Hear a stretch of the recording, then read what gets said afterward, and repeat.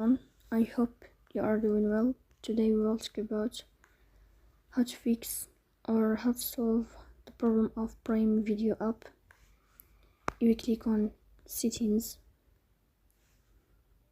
In this page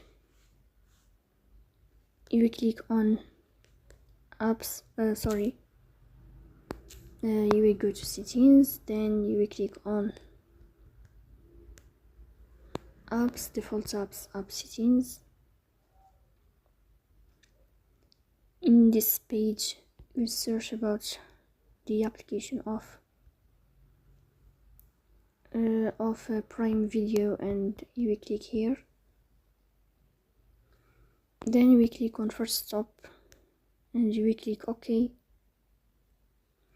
Here you will enter to the window of storage. In the end you will turn off your phone. Then you will click on clear cache. In the end you will turn off your phone and you restart your phone again. So please don't forget to support us.